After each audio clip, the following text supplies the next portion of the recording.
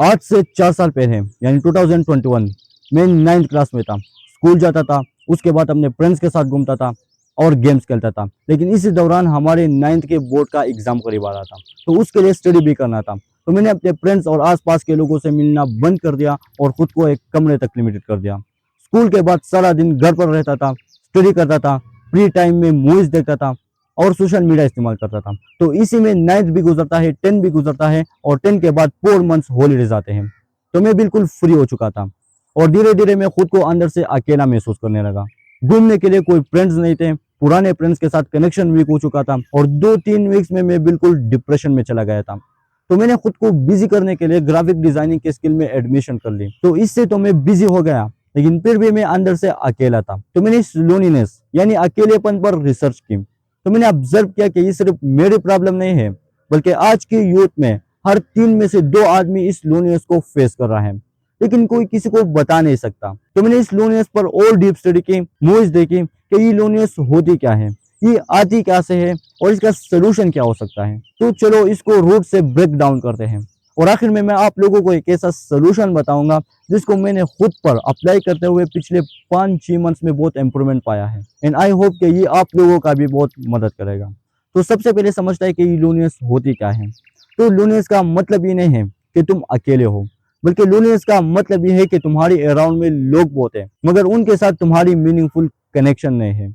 यानी the disconnection between who I am, what I need and the connection I experience with life, people and my own self. यानी जो हम अंदर से है और जो हम बाहर एक्सपीरियंस कर रहे हैं उसके दरमियान कनेक्शन नहीं है, तो हम खुद को अंदर से अकेला फील करते हैं। अब इस लोनलीनेस का सोर्स क्या है, ये आती कहाँ से है, तो मैं आपको इसका 4 मेन सोर्सेज बताऊंगा जिसकी वजह से ज्यादातर आज का यूथ लोनली फील करते हैं। तो इसमें सबसे पहला है इमोशनली डिपेंडेंसी और ये लोनलीनेस का सबसे पावरफुल साइंटिफिक रीजन है। इसका मतलब कि अपनी खुशी किसी और पर डिपेंड कर देना। अगर वो बंदा तुम्हारे साथ रहे तो तुम खुश होते हो, अगर वो तुमसे दूर चला जाए तो तुम सैड होते हो। हम हमेशा उस इंसान से ये तवक्को रखते हैं कि उसकी जिंदगी में मुझसे बढ़कर कोई न रहे, मैं उसके लिए हमेशा इम्पोर्टेंट रहूं और उसे हमेशा मेरी ज़रूरत पड़े। लेकिन हकीकत में ऐसा होता नहीं है, तो हम खुद को अकेला फील करते हैं। हमें हमेशा अंदर से डर रहता है कि वो बंदा हमें छोड़ न दे और हम एक तरह के इमोशनल लूप में फंस जाते हैं और खुद को अकेला फील करते हैं। दूसरे नंबर पर आता है डीपली कनेक्शन का वीक होना। इसका मतलब कि बात करने वाले लोग होते हैं, लेकिन दिल की बात शेयर करने वाला कोई नहीं होता। यानी सरफेस लेवल कनेक्शन। तुम सुबह उठ के स्कूल, कॉलेज या ऑफिस जाते हो, बहुत से लोगों से मिलते हो, बातें करते हो, लेकिन फिर भी अंदर से अकेला फील करते हो। किसी के साथ अपनी दिल की बातें शेयर नहीं कर सकता। तुम क्राउड में भी खुद को अकेला फील करते हो। अगर तुम चाहते भी हो कि किसी के साथ अपनी दिल की बातें शेयर करो, लेकिन कोई समझता नहीं है। हर कोई अपनी लाइफ के ट्रैप में फंसा हुआ है, किसी और के बात सुनने के लिए किसी के पास टाइम नहीं होता, तो हम खुद को अंदर से अकेला फील करते हैं। तीसरी नंबर पर आता है कंपैरिजन, यानी खुद को दूसरों से कंपेयर करना। और आज के यूथ में लोनलीनेस का सबसे बड़ा रीजन कंपैरिजन है, जो ज्यादातर सोशल मीडिया की वजह से क्रिएट होता है। हम सोशल मीडिया खोलते हैं, लोगों को देखते हैं जो गाड़ियों में घूमते हैं और लाइफ एंजॉय करते हैं, तो हम उनकी जिंदगी को अपनी ब्रेन में रखते हुए अपनी रियल लाइफ से कंपेयर करते हैं। हमारी इमेजिनेशन में वो सोशल मीडिया वाली फेक लाइफ होती है और हमारी रियल लाइफ उससे बिल्कुल अलग होती है, तो हम खुद को अंदर से अकेला फील करते हैं। तो हम खुद को एक तरह के कंपैरिजन के लूप में फंसा देते हैं और खुद को डिप्रेशन में डालते हैं। इस कंपैरिजन में एक और चीज आती है जिसको हम फोमो यानी फियर ऑफ मिसिंग आउट कहते हैं। ये तब होती है जब हम अपनी जॉब या स्टडी में बिजी होते हैं और लोगों को देखते हैं जो लाइफ को एंजॉय करते हैं, तो हमारे अंदर एक मिसिंग आउट का डर रहता है कि सब लोग एंजॉय कर रहे हैं और मैं अपने काम पर बिजी हूँ। ऐसा फील होता है कि दुनिया हमसे आगे निकल गई, तो हम खुद को अंदर से अकेला महसूस करते हैं। और सबसे लास्ट में आता है फाइनेंशियली डिपेंडेंसी। इसका मतलब सिर्फ ये नहीं है कि तुम किसी और के पैसों पर जिंदगी गुजार रहे हो, बल्कि इसका मतलब ये है कि कभी कभी हम कुछ लोगों से बड़े बड़े एक्सपेक्टेशन रखते हैं कि ये बंदा मेरे लिए ये करेगा, मेरे लिए वो करेगा, लेकिन जब हकीकत में ऐसा होता नहीं है तो हम खुद को अंदर से अकेला फील करते हैं। तो ये 4 रीजन हो गए लोनलीनेस के। सबसे पहला इमोशनली डिपेंडेंसी, दूसरा डीपली कनेक्शन का वीक होना, तीसरा कंपैरिजन और चौथा फाइनेंशियली डिपेंडेंसी। अब इसका सोल्यूशन क्या हो सकता है, ऐसा क्या करें हम कि इस लोनलीनेस से बाहर निकलें।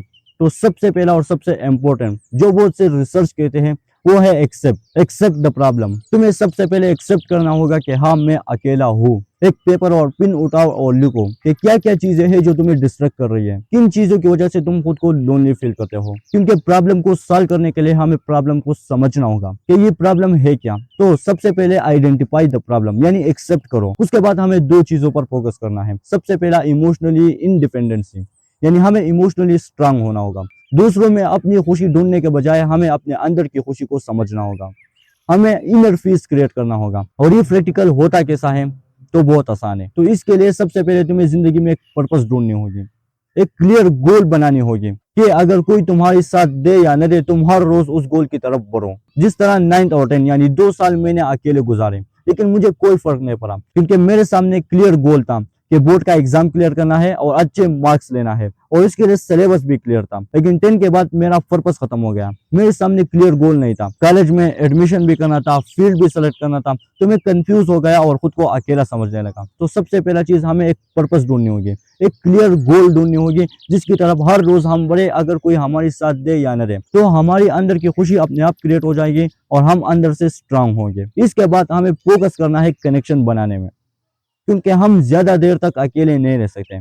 इंसान सोशल एनिमल है, उसको अटैचमेंट की जरूरत होती है। तो इमोशनल डिपेंडेंसी के बाद हमें कनेक्शन पर फोकस करनी होगी। तो कनेक्शन बनाने से पहले हमें सबसे पहले इस चीज पर फोकस करनी होगी कि मैं सामने वाले के साथ कनेक्शन बना रहा हूँ, लेकिन मेरे आने से उसकी जिंदगी में क्या वैल्यू हो सकते हैं, वो मेरे साथ कैसा फील करेगा, ये तुम पर डिपेंड करता है। अगर तुम सामने वाले की जिंदगी में वैल्यू ऐड कर सकते हो, तो उसका कनेक्शन तुम्हारे साथ अच्छा रहेगा। तो कनेक्शन में सबसे पहला फोकस करना है कि सामने वाले की जिंदगी में मैं क्या वैल्यू ऐड कर सकता हूँ। और ये तब होता है जब तुम पहले से इमोशनली स्ट्रांग हो।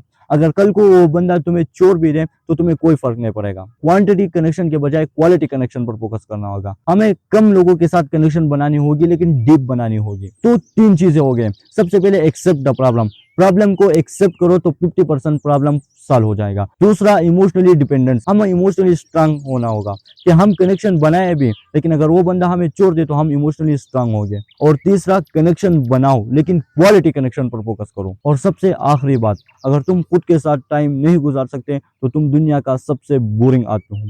तो सबसे पहले खुद के साथ कनेक्शन बनाओ, उसके बाद दूसरे लोगों के साथ कनेक्शन बनाने पर फोकस करो।